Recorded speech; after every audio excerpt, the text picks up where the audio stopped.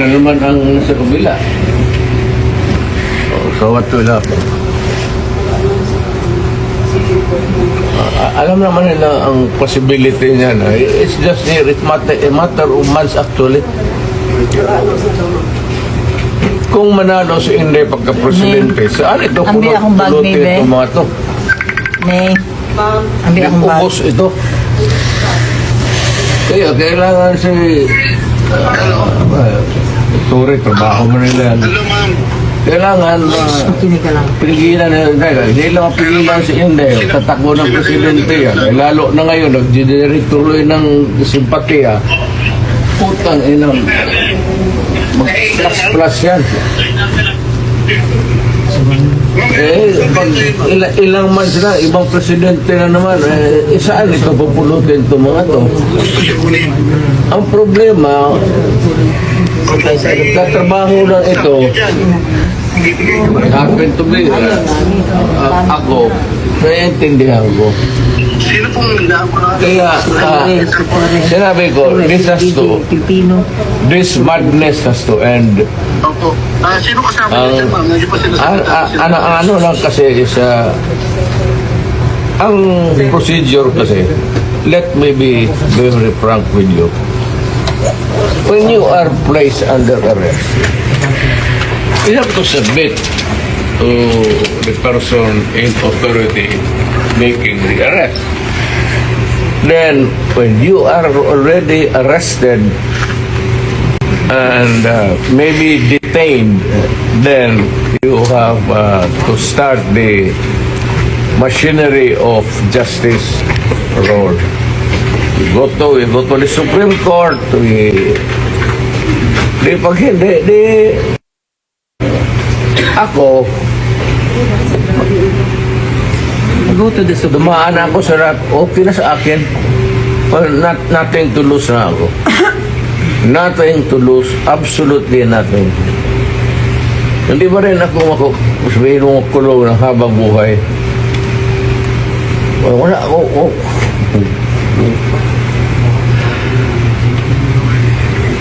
Inciting to sedition.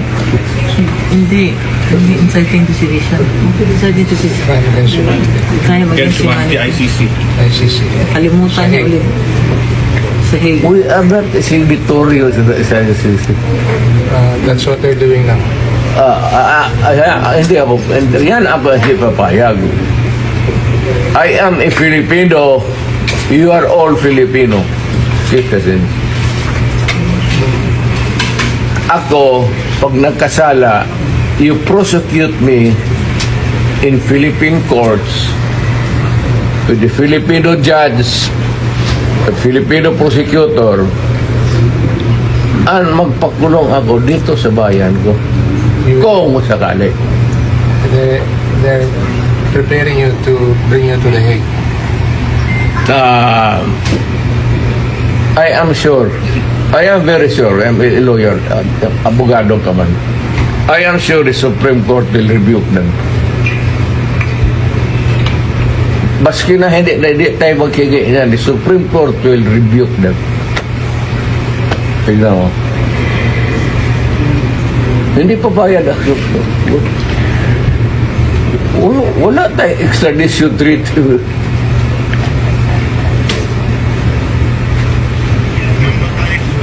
At saka nag-withdraw na tayo. Bakit mo ako dadalhin doon sa international body na hindi na tayo bibro? That's a big question. Kaya nga, ano ito sila sa Supreme Court, tignan mo. Whether rightly or wrongly ang decision na mag-withdraw tayo sa ICC, the fact that we are already not a member. So, dapat intindihin ng mga abogado yan, pati sila, they should, ay ko naman, Torre, ask them seriously again. Kasi, malapit ka na mag-retire eh. So, just ask them, sigurado ba kayo dito? Kasi hindi na tayo membro ng ICC.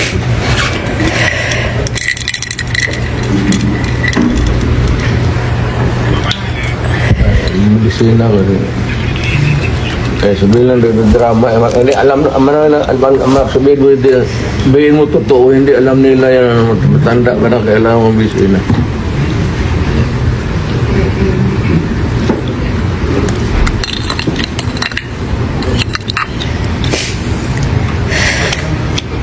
Sabihin mo sa inyo, sabihin mo sa nagdadala ng kaso dito, Sir, tawagan mo sila, sabihin mo, ano ba to?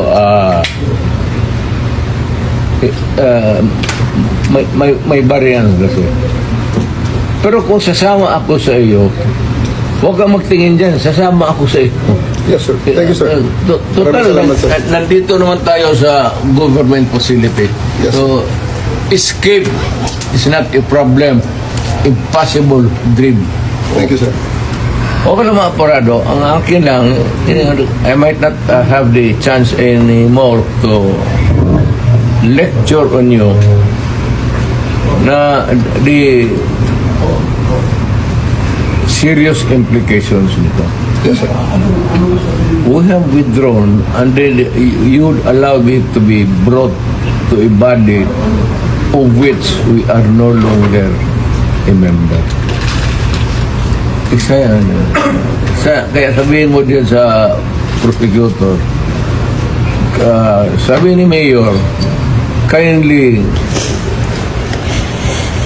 ponder on this seriously. Makakarating, sir. Alam mo man, nabasa mo man siguro, withdraw na tayo. Makakarating, sir. So, bakit mo ako dalhin doon sa international body na hindi tayo membro? Kung balang araw, per chance, kung isa sa inyo magkakaroon ng kaso, at joking ko yung mga politika to, ay, alam mo naman politika ito. Sabi ko siguro, doon hatakin mo yan doon sa maligayahan kayo niyan. I'm reminding you, not because I want to, I'm not berating you actually. I'm giving you a lecture na ponder on it seriously because magkakaroon ito ng implication. Una-una, I don't know about, but my family, lalo na si Vice President, if ikaw bukas mag-presidente yan, was-was tayong lahat dito. Or on a longer term, kung tatakbo yan, mananalo yan dahil nga sa ginawa ninyo tuloy yung ano.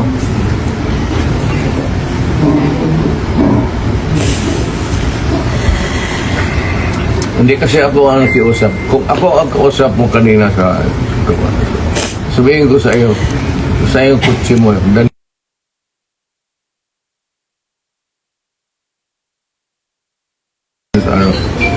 sasakay ako.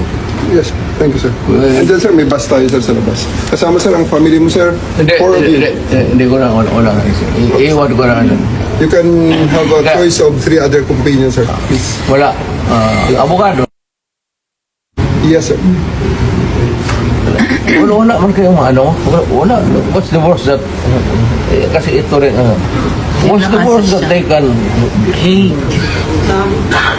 malayo masyado yung Hague. doon ka nga dalahin eh. They're actually bringing you today. Yun ang sinabi ni General Torre. That is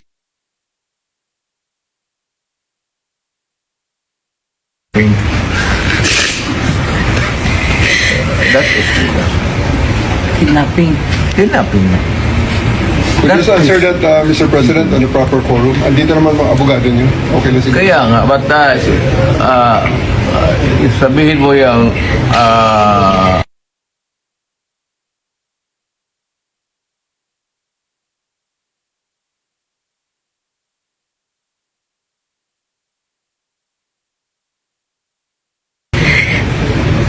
ICC is out of the question.